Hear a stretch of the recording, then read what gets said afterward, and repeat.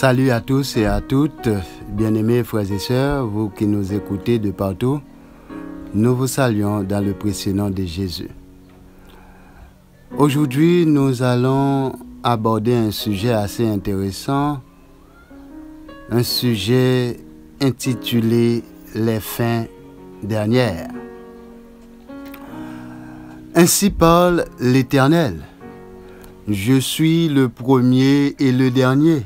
Ésaïe 44, le verset 6. Dieu a écrit le premier et le dernier chapitre dans l'histoire de toutes choses. Dans le livre de la Genèse, nous lisons le commencement de tout.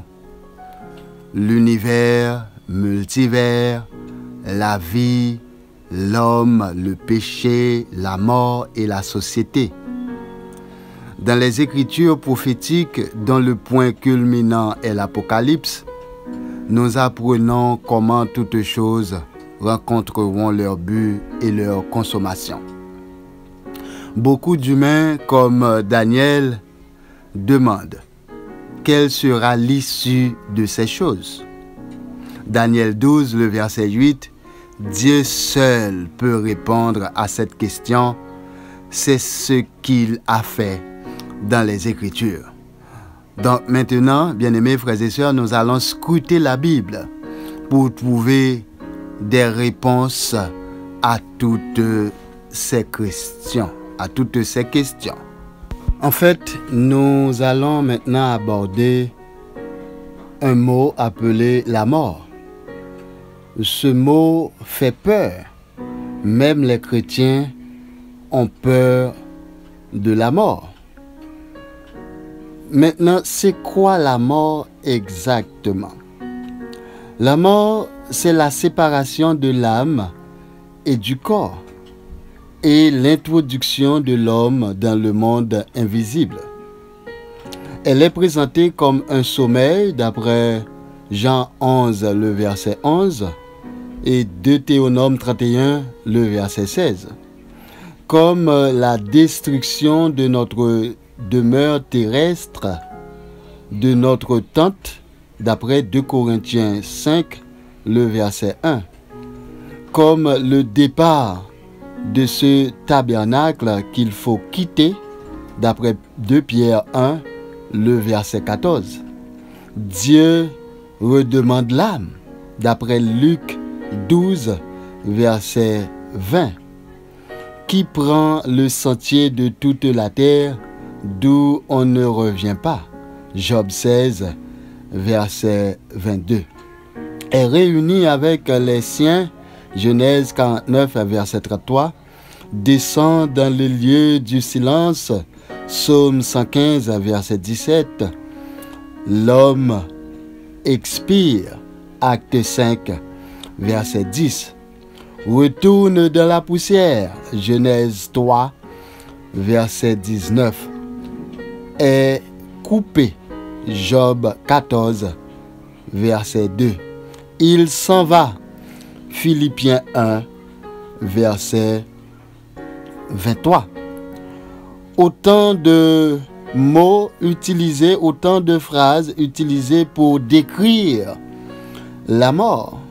La mort est le premier effet visible extérieur par lequel se manifeste le péché. Et ce sera le dernier effet du péché dont nous serons sauvés. Romains 5, le verset 12. 1 Corinthiens 15, verset 26. Le Sauveur a aboli la mort et amené la vie et l'immortalité, incorruptibilité. À la lumière de l'Évangile, à la lumière de la Bible, 2 Timothée 1, verset 10, le mot abolir veut dire annuler ou rendre sans effet, nul ou sans avenir. La mort est repoussée comme une sentence de condamnation et la vie est offerte à tous. En attendant, bien que la mort continue d'exister, elle devient une porte de vie pour ceux qui ont accepté Jésus-Christ. La question que l'on se pose est de savoir comment la mort se relie-t-elle à la doctrine de l'immortalité. Les deux termes, immortalité et incorruptibilité, sont tous deux employés par rapport à la résurrection du corps. 1 Corinthiens 15, verset 53-54. L'immortalité a le sens de non sujet à la mort. Et dans les Écritures s'applique au corps et non à l'âme, bien que l'immortalité de l'âme y soit comprise. Même les chrétiens sont mortels parce que leurs corps sont sujets à la mort. Après la résurrection et l'enlèvement, ils parviendront à l'immortalité, c'est-à-dire ils auront des corps glorifiés, non sujets à la mort. Les impies, eux aussi, ont une résurrection. Mais cela signifie-t-il qu'ils auront l'immortalité? Non. Leur condition est celle de la mort. Séparation d'avec Dieu. Ils auront l'existence, mais non la communion avec Dieu et la glorification du corps qui constitue la réelle immortalité. Ils existeront et auront conscience d'exister, mais dans une condition d'assujettissement à la mort. Leur résurrection ne sera pas pour la vie, mais pour la résurrection, pour le jugement.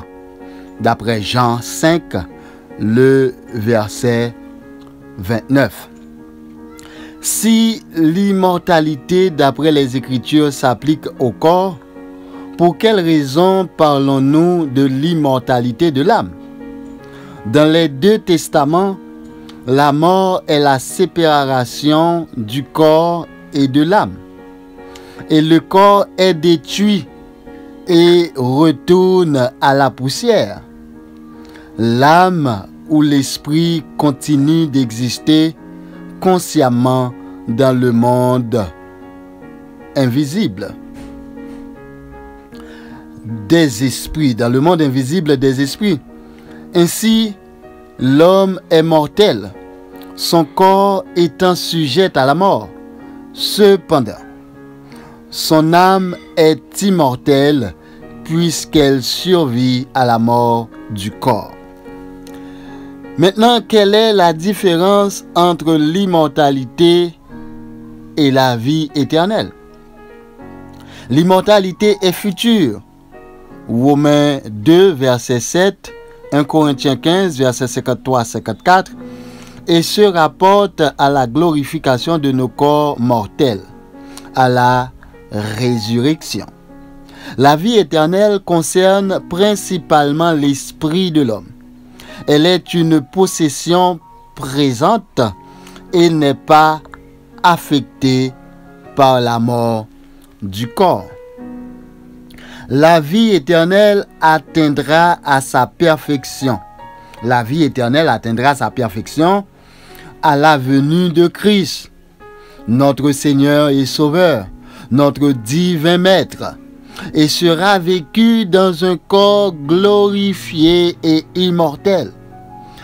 Tous les chrétiens, tous, je dis bien, tous les chrétiens, vivants ou morts, ont déjà la vie éternelle, mais n'auront l'immortalité qu'à la résurrection.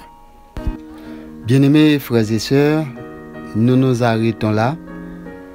La prochaine fois, nous allons aborder l'état intermédiaire, l'état compris entre la mort et le chemin qu'on doit prendre, soit pour aller dans l'éternité bienheureuse ou dans l'éternité malheureuse. Nous pouvons voir le point de vue scripturaire. Nous verrons également l'opinion erronée et ce que pensent les spiritismes concernant l'état intermédiaire. Donc, ça a été un plaisir pour moi de vous parler et je crois que vous allez m'aider à partager cette vidéo. Likez, partagez, abonnez-vous à ma chaîne et n'oubliez pas de commenter.